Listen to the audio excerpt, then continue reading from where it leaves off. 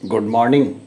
तो आज हम लोग जो है एक व्यवस्थित क्लास नहीं लेके इस बात के ऊपर डिस्कस करेंगे कि आप बहुत आसानी से प्री एग्ज़ाम कैसे पास कर लें। ठीक है ना। बीपीएससी का प्री जो है वो एक अटैम्प्ट में बहुत आसानी से कैसे निकालें। तो हम लोग बात कर रहे हैं बीपीएससी का प्री निकालने के ऊपर में, है ना। बीपीएससी का प्री कैसे एक झटके से कैसे निकाल लें। देखिए बहुत आसान है, बहुत आसान है प्री पास करना। ठीक है, मैं बोल रहा हूँ कि बहुत आसान है प्री पास करना, और साथ में मैं ये भी बोल रहा हूँ कि बहुत मुश्किल है प्री पास करना। ठीक है, ये एग्ज़ाम का जो सबसे इम्पोर्टेंट फेज होता है, जैसे सिविल सर्विसेज के कोई भी एग्ज़ाम में सबसे टफेस्ट होता है वो होता है प्री निकालना। प्रीलिमिनरी एग्ज़ाम निकालना सबसे कठिन होता है। तो मैं बीपीएससी में बता दूं कि बीपीएससी का प्री आप कैसे बहुत आसानी से निकाल सकते हैं। तो देखिए सबसे पहले हिस्ट्री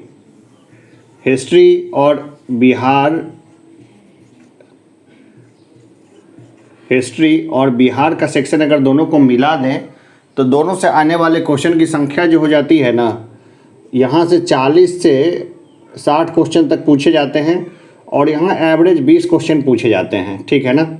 20 क्वेश्चन के करीब करीब बिहार से और 40 से 60 के करीब करीब हिस्ट्री से, और करंट से जो क्वेश्चन आते हैं इनकी संख्या भी लगभग 20 के करीब होती है। ठीक है, मैथ की संख्या जो है 10 के करीब होती है। तो चाहे तो इसको हटा के चलें, कई लोगों की मैथ्स कमज़ोर होती है तो मैथ्स में समय देने की उनको ज़रूरत नहीं है। अगर वनली सिर्फ बीपीएससी ही निकालना है तो स्टेट पढ़ना पड़ेगा, तो वो मेंस में पढ़ना पड़ेगा। अभी फ़िलहाल इसको कम कर सकते हैं। ऐसे अब एग्ज़ाम जो मैथमेटिक्स का होता है ना 10th लेवल का ही होता है, अब क्वेश्चन हार्ड नहीं आते। तो ये सवाल 10 में से 5-6 तो ऐसे भी नॉर्मली अगर दिमाग लगाएंगे तो हो जाएगा। तो हिस्ट्री से 40 से 60, बिहार से 20 और करंट से 20। ठीक है, 40, 20, 60, 20, 80, है ना। और अगर इसी की तरह पॉलिटी को भी मिला दें और ज्योग्राफी को भी मिला दें तो मिला के ये है कि एग्ज़ाम बहुत आराम से निकल जाएगा। एग्ज़ाम निकलने में तकलीफ़ नहीं आएगी। ठीक है, तो मैं ये बता दूं कि बीपीएससी निकालना, प्री निकालना बहुत आसान भी है और बहुत मुश्किल भी है। मुश्किल इस सेंस में है क्योंकि कोई सिलेबस डिफाइन नहीं है। आप देखेंगे क्वेश्चंस को देखेंगे तो अब जो है हर साल क्वेश्चन का लेवल एकदम कुछ नया, कुछ हटके होता जा रहा है। ठीक है, सबसे पहले 60 से 62 वाले में चौका दिया था ई ऑप्शन दे करके। ठीक है ना, ई ऑप्शन दे करके। तो बीपीएससी में सबसे जो फंसाऊ है वो ई ऑप्शन ही है, ई ऑप्शन। इस बार 66 में बीपीएससी ई ऑप्शन रखेगी या नहीं रखेगी इसका पता नहीं है। ये निगेटिव मार्किंग से भी ये डेंजरस है ये। ठीक है ना, ई ऑप्शन क्यों? क्योंकि उसमें पता ही नहीं चलता और बीपीएससी के पास पूरी फ्लेक्सिबिलिटी हो जाती है कि क्या चुने। खैर हम लोग इसमें नहीं जाएंगे। हम लोग को ये देखना है कि किसी भी श्रेणी का बच्चा हो, कोई फ़र्क नहीं पड़ता कि जनरल हो, बीसी हो या फिर एससी हो या एसटी हो या फिर और कोई कोटा हो, इससे कोई फ़र्क नहीं पड़ता। ठीक है ना, क्योंकि मार्क्स का डिफरेंस जो होता है वो बहुत कम होता है। मार्क्स का डिफरेंस, जैसे कि अगर आपका एग्ज़ाम की खूब अच्छी तैयारी है तो 10 मार्क्स का वेरिएशन मायने नहीं रखता है। हाँ, मैं सच बता रहा हूँ, 10 मार्क्स का वेरिएशन मायने नहीं रखता है। मान लीजिए मैं बताता हूँ कि आप अगर एससी कैटेगरी के हैं, ठीक है ना, या फिर एसटी कैटेगरी के हैं, आप अगर ये सोच रहे हैं कि मेरा तो रिजर्वेशन है, मुझे तो कम मार्क्स में भी मेरा हो जाएगा। जैसे ही आप सोचते हैं कि आप 20 मार्क्स नीचे डाउन हो जाते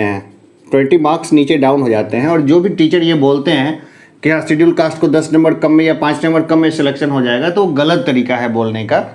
ये एक तरह का न्यू कास्टिज्म मैं समझूंगा।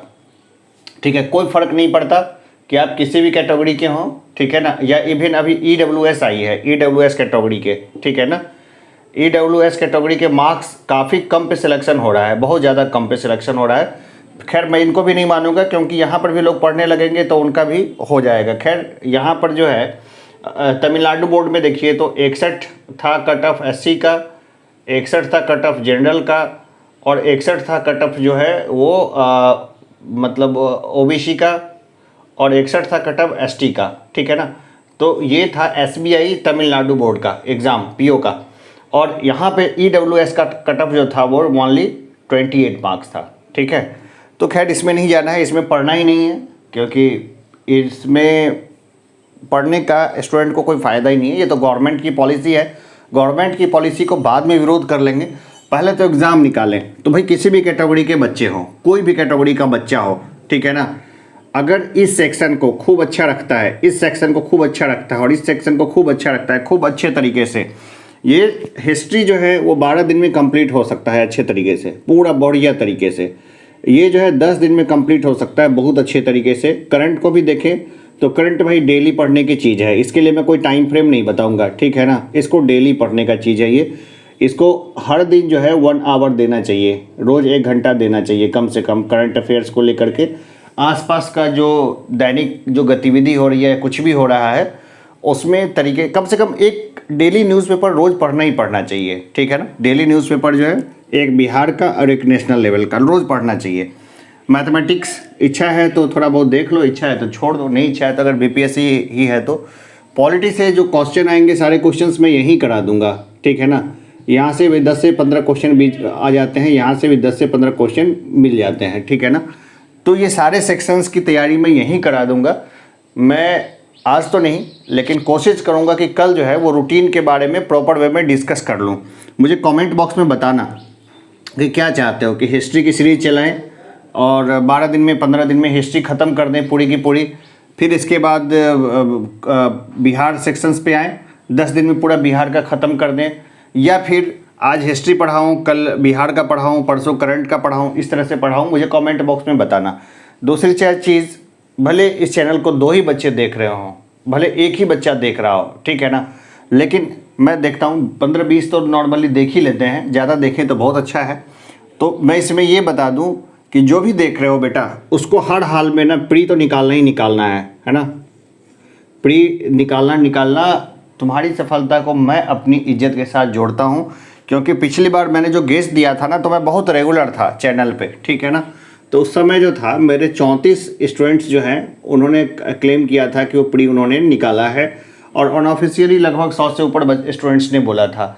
देखो मैं खुद का क्रेडिट नहीं ले सकता, इसलिए नहीं ले सकता क्योंकि बच्चे और जगह से भी पढ़ते हैं। जैसे जो इस चैनल को देख रहे हो, ज़रूरी थोड़े हो कि मेरे से ही पढ़ रहे होगे, भाई और भी जगह है वहाँ से ही पढ़ रहे होगे, कोई और बढ़िया चैनल भी हैं उस चैनल पे जा रहे होगे। तो ये है कि जो भी देख रहा है उसको हर हाल में निकालना ही है, कसम खा के ही बैठना है, ठीक है ना। तो मुझे बताना कि कैसे चाहते हो कि 12 दिन एक साथ हिस्ट्री पे आराम से जुटूँ और हिस्ट्री निकाल दूँ, 10 दिन बिहार सेक्शन पे आऊँ और बिहार सेक्शन निकाल दूँ, या फिर फ्रेगमेंट वाइज बताऊँ। चलो एक चीज़, बेसिक क्वेश्चन जो मेरे से पूछते हैं लड़के कि सर कोचिंग कहाँ से ले, कोचिंग क्यों करें, कैसे करें, ये सब बातें हैं। अगर ग्रेजुएशन हो गया है और तैयारी कर रहे हो तो कोचिंग की बहुत कम ज़रूरत है ना। लिमिटेड बुक्स है, उसको घोट लो। गाइडेंस की ज़रूरत पड़ती है +2 के बाद। जो बच्चे +2 के बाद पार्ट 1, पार्ट 2, पार्ट 3 वगैरह में हैं, वो अगर पढ़ते हैं, अगर प्रिपरेशन के लिए अगर 3 साल अपना समय देते हैं ग्रेजुएशन के साथ, ठीक है ना, ग्रेजुएशन कर रहे हैं इसके साथ ही, तो उनकी प्रिपरेशन बहुत अच्छी हो जाती है। 21 या 22 साल के उम्र में उनके अधिकारी बनने की संभावना काफ़ी बढ़ जाती है, बहुत ज़्यादा। लेकिन जो ग्रेजुएशन कर चुके हैं उनको कोचिंग 1 साल का कोचिंग सफिशिएंट है उनके लिए, और 1 साल का कोचिंग के बाद भी अगर वो पढ़ना चाहते हैं कि कोचिंग में, तो उनके लिए मैं 2 मिनट का मौन रखना चाहूँगा, उनको नहीं पढ़ना चाहिए। तो मैं बेसिक्स बता दूँ कि इतना कर लेने पर बीपीएससी का प्री जो है वो बहुत आसानी से निकल जाएगा। कोई ज़रूरी नहीं है कि आप पटना में जाएं या दिल्ली जाएं पढ़ने के लिए, आप घर बैठे भी बहुत आराम से निकाल सकते हैं बीपीएससी का प्री। फिर जो बीपीएससी की प्री के लिए मैं बोलूँगा मैक्सिमम बुक से पढ़ो, खूब सारी किताबें इकट्ठी करो और खूब किताबों से पढ़ो, जैसे 1 book, 2 book, 3 book, 4 book, 5 book, 6 book, 7 book, 8 book, जितना डेटा हो सबको एक नज़र से देख जाओ, है ना, एकदम इंटेंसिव और एक्सटेंसिव, ठीक है ना। इंटेंसिव भी और एक्सटेंसिव भी। अगर दोनों में से एक के लिए समय हो तो एक्सटेंसिव पकड़ लो, ठीक है ना, एक्सटेंसिव स्टडी करो, ठीक है, थोड़ा इंटेंसिव और एक्सटेंसिव दोनों ही। लेकिन जैसे ही मेंस पर आओगे, मेंस के लिए मैं बताऊंगा बस एकदम लिमिटेड, एक ही तरह का चीज़ को पढ़ना और बार बार पढ़ना। तो मैं प्री, मेंस और इंटरव्यू तक की जर्नी में मैं साथ रहूँगा।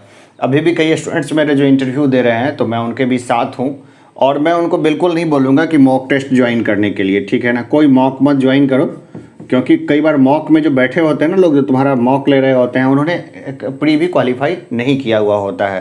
तो कभी भी मॉक के चक्करों में पड़ना नहीं, ठीक है। चलो आज की हम यहीं क्लास यहीं तक रखते हैं। प्री क्वालिफाई करना हो बहुत ईजी है, बस इतना कर लो, प्री क्वालिफाई हो जाएगा।